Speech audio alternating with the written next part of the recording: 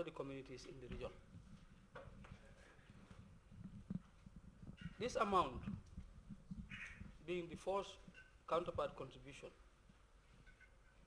which we are about to pay to SILIP today, will fund the implementation of identified priority projects for communities in the region. CEO Kinte further revealed the communities that would be benefiting from the project include the road linking Sukuta and Mariamakunda, as well as Welingara-Sukuta Road.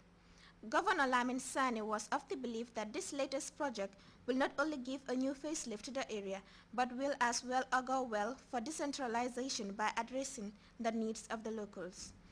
Governor Sane entreated the lucky communities to take ownership of the interventions. And these few chosen ones are the ones privileged to get this opportunity from GAMOX and the area council. And I want to encourage them to make sure that maximally they endorse this program or this project, they make sure it is their own projects. Because we have seen as councillors before, other communities, when project comes, they will see it as government project or a council project.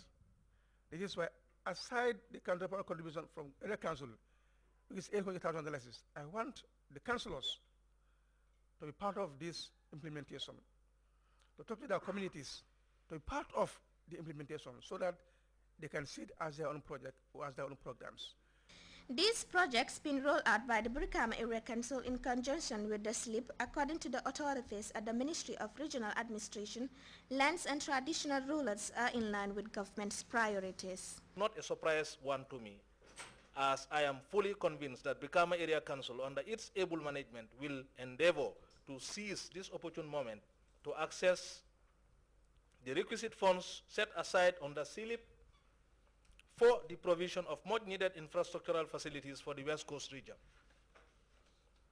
You will all agree with me, Mr. Chairman, ladies and gentlemen, that under the dynamic leadership of His Excellency, the President of the Republic of the Gambia, Sheikh Professor Alhaji Dr. Yahya A.J.J. Jammeh, the sky is the limit for the implementation of such projects. The monitoring and evaluation specialist at the SLIP project, for his part, expressed satisfaction with the response of the Brikama Area Council. Supposed to contribute 5%, and that translates to $1.733 million. And we are happy today to receive $800,000, which means there's a balance of $900 and something thousand in stock, and $30,000 in stock.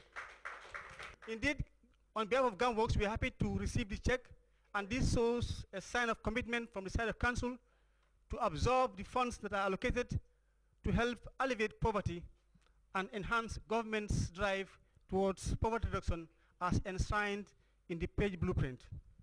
SAR further assured Brikama Area Council of GAMWorks' technical capacity to the Brikama Area Council when it comes to dealing with the infrastructure constraints that have a bearing on the lives of residents of the West Coast region.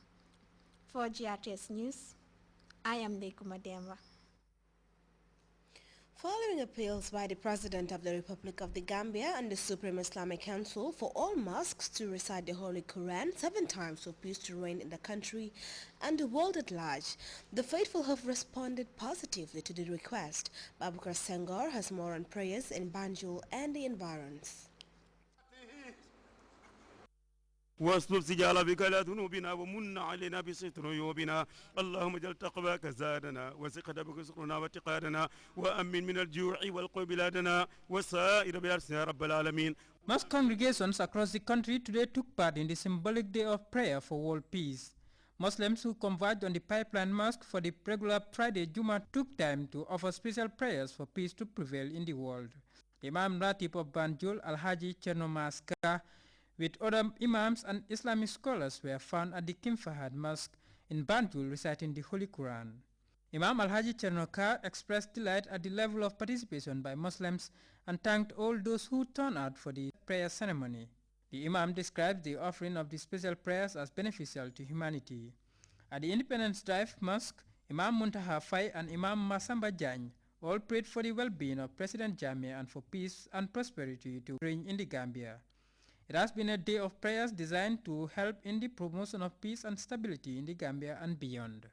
For GRTS News, this is Babukar Senghor. The Gambia Armed Forces, in conjunction with the Gambia Legend, will conduct a Remembrance Day parade on Sunday, 11th November 2012 at 8 a.m. at the 22nd July Square in Banjul. A media release from the Defense Headquarters indicates that the day is organized to remember the ultimate sacrifices of the gallant fallen heroes of the Second World War and other military campaigns. Consequently, the release says 2 buses will be provided to transport the veterans or ex-servicemen to and from their respective destinations at the following pickup points: Bus 1, Kulora Mosque, Medina Ba Police Station, Birkama Police Station, Farata Mosque, Yundum Police Station, Lamin NTC, Tabokoto Coastal Road Junction, Super Bar, Ibo Town, or Joshua Mosque before Elton Fuel Station, and for Bus 2, Sukuta Mosque, Bakota Police Station, Serkunda Police Station, and Bakau Police Station. Departure time for the buses, according to the immediate dispatch from the Gambia Armed Forces, will be 6:30 a.m. prompt.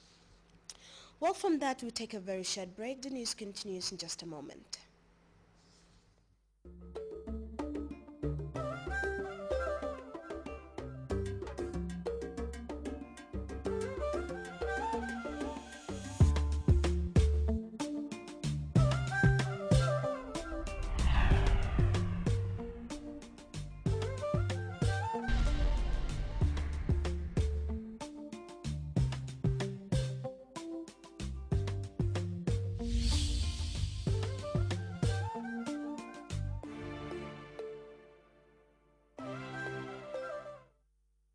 Welcome back to GRTS News. The United States has accused Iran of firing an unarmed American drone said to be on a routine surveillance in international waters. This latest confrontation threatens efforts to diffuse tensions over Iran's nuclear program. And the United Nations envoy to the Sahel has said that military intervention in northern Mali should be considered as the last resort. This as he held talks with the Algerian President Abdul Aziz Bouteflika. We have details of this and other stories in this World News Roundup. The United States has accused Iran of firing on an American Predator drone that was in international waters. American authorities insist that the drone was unarmed and doing routine surveillance.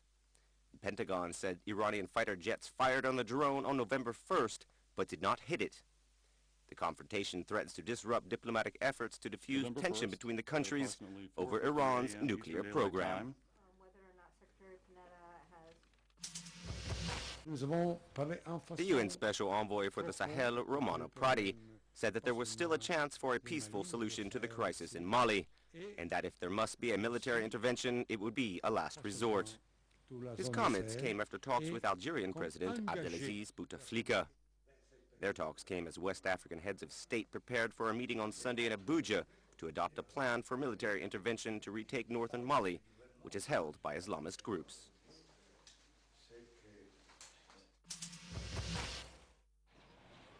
In Quebec, an explosion at a 15,000-liter acetone reservoir killed 2 people and left 19 others wounded. The accident occurred at a pharmaceutical plant owned by Neptune Technologies and Bioresources in the town Sherbrooke. Black smoke could be seen rising over the town, but authorities said the smoke was dispersed by wind and blown into uninhabited areas. The cause of the explosion is not yet known.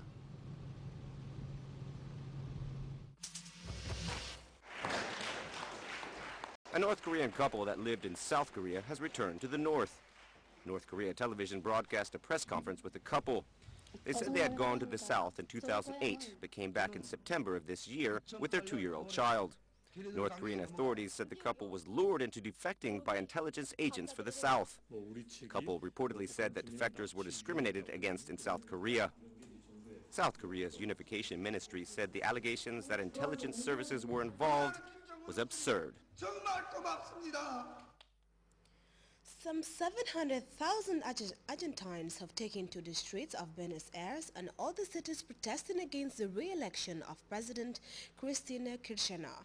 The angry demonstrators who marched towards the building housing the seat of government called for an end to rising inflation, high crime rate and corruption. Details in the CFI report.